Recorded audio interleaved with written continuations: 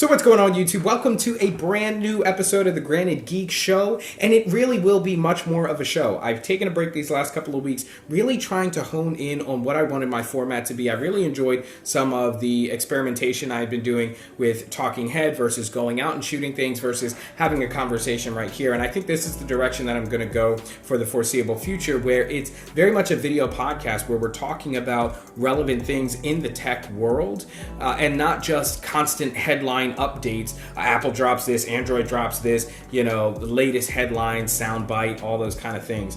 So it's going to be a thoughtful conversation about what's happening in the tech world. And in this episode in particular, we're going to be talking about two things. Number one, I had an interaction with John Prosser on Twitter regarding Elon's acquisition of Twitter. And then secondly, obviously, we're going to be talking about Twitter and my stance on why people need to give Elon a chance, okay, to make or break Twitter.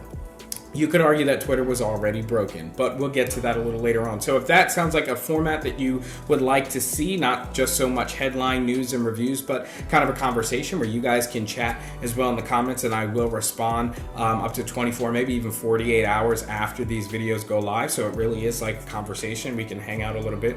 So yeah, let's get right into it. So I had an interaction with John on Twitter. He tweeted on November 11th, and I'm screen sharing here, so you should be able to see it on your screen. My Twitter thoughts, a thread. Please read this with an open mind. Very fair. And it's a long thread, so I'm actually going to pull it up on the screen share, and you'll be able to pause it so that you can read the entire thread.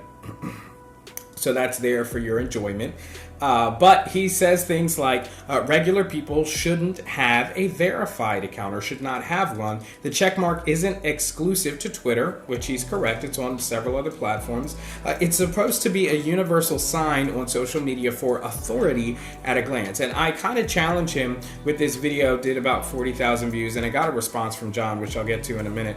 But basically, I challenge him in saying basically what determines what an authority is. And who's to say what a regular person is, right? So, for instance, John also goes and says something like, if you want a check mark, then make something of yourself and earn it. And I say, basically, there are a lot of people who have made something of themselves and do not have a check mark. And I'm not just singling myself out, but I was literally on an Emmy Award-winning television show, The Backyardigans. I'm a public figure. I've been so for a while. And I do not have a check mark. But there are several other people, even more popular and more famous than I am, who don't have one. And so I go at John basically saying, you assume that because you have one, it means that you've made something of yourself and you've earned it. And that's just not always the case. And so John actually responds to this, and he does say, there were a couple of responses here, but I'll just read John's. And again, you guys can see this whole interaction. I'll link to John's original tweet. But he says, number one, at Chris Grant Jr., I should have said regular accounts, okay? Number two, he says, what separates a regular account versus an account of authority? With a question. So I'm assuming he's asking genuinely. And then he gives some ideas. A following, influence, risk of impersonation. All of those I agree with. I think that those are valid. And then three, he said, Twitter decided to put a check mark on my account. If they determine I don't meet the standards, fine with me. I'll take him at his word for that, but I think that there's a reason he uses words like earned it, make something of yourself, is because he does feel that he earned it and made something of himself. And if Twitter were to move the finish line so that he had no longer made something of himself, well, I think that he would have something to say about that. But I'm not going to say that. I'm going to take him at his word. So very interesting interaction here. And it segues into the conversation about Twitter, about Musk acquiring Twitter. And that really is, first of all, I think Twitter was not really working in the first place. It seems like there's this desire online to idolize, or what's the word I'm looking for, to somehow paint a beautiful picture of what Twitter used to be. Like Twitter did not have serious issues, including the fact that it just wasn't making money, it was hemorrhaging money.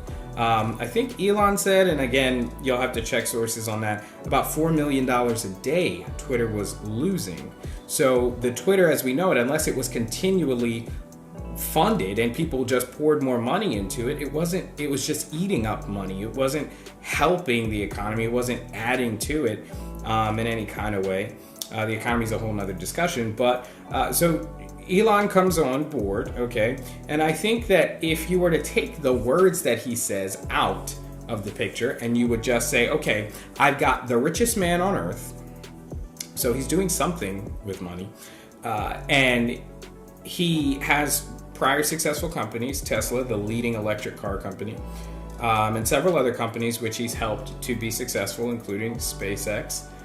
And he would like to give a go at a broken company, which is Twitter. Again, we have to start with that definition that Twitter was a broken company. It was not working. It was just people were throwing money at it, hoping that one day somebody would come along and fix it so that it could make money and help shareholders, which is obviously what all these companies are really about. And that's one of the reasons why Twitter is owned now by Musk, is because the shareholders had a large say. Like, look, this is a sinking ship. If this dude's going to give us some $40 billion, I think he ended up getting it for less because of bots and how much Twitter said the amount of bots that were on the account, on the platform as a whole, it was a larger amount than that, so he got a discount on how much he actually bought it for.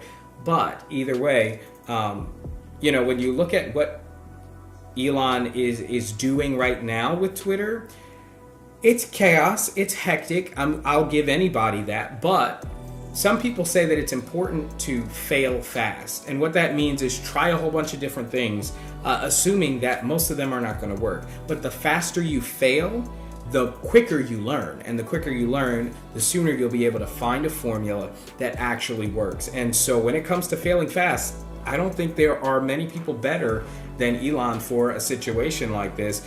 We saw Twitter Blue go up and then go down, and $8 was a thing, and now it's not. And I think it's still a thing. I'm paying for Twitter Blue. I still don't have a check mark. I never even did have a check mark. I don't know if it's something with my account or whatever, if I have to make a new account, tomato here, neither here nor there. But tell me what your experience has been with Twitter.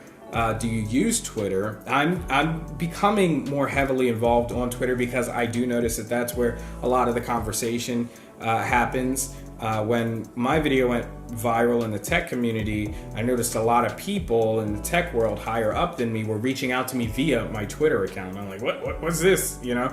Just leave a comment in YouTube, but that's not usually how creators talk to each other in the comment section. It just gets lost. So getting more involved with Twitter, so definitely follow me up there if you want to get involved in the conversation like that. But yeah, I just think that because of the words, going full circle, because of the words that Elon has said, and because of what he said he wants to make Twitter, it's caused people to, I'm going to say, overreact. Twitter's more or less the same. It's not considerably worse than it was before. We do have a potential problem with impersonation, of course, with these blue checks and stuff, but there's a policy now, I believe it's already implemented, that any channel that is not, or any account that is not explicitly saying that it's a parody, if it's, like the LeBron James thing and stuff like that, any account that's not explicitly a parody of another official account will be permanently deleted. So that should hopefully be some sort of deterrent for people who want to do that.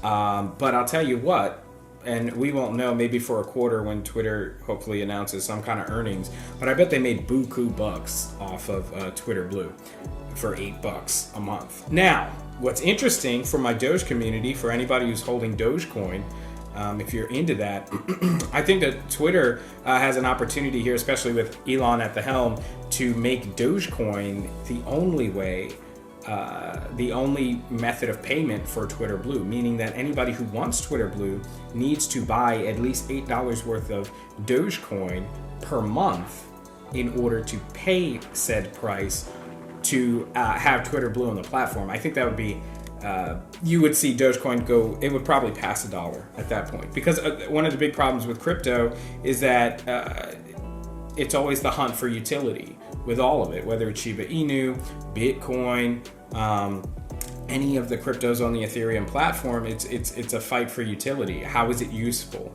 And well, you would at least have a small group of people who would find it useful if it was the only way that they could have Twitter Blue. Another thing I want to point out is that, and this is not about John. John's cool. I like his content. I watch his show. Is that a lot of the people who are complaining about Elon's takeover of Twitter, they tend to be the people who have the most to lose. I just want to I'm not making a statement necessarily on what they have to lose or who they are, but it's just something that I've been aware of. They often tend to be the checkmarked people who have an issue with this for whatever reason. Let me know in the comments what you think for sure. But yeah, Twitter has been crazy popular in terms of tech YouTubers. Everybody is making a video on just Twitter in general. I know that Renee Ritchie put out a video, Musk versus Steve Jobs, a comparison to that. I haven't watched it yet, but I will watch it very soon. I'll put the link down below. Obviously, MKBHD did a video that did crazy numbers, millions of views in the first day, I believe, talking about the same issue, which is Twitter. And I think the reason that this happens is because it's a much larger discussion than just Twitter.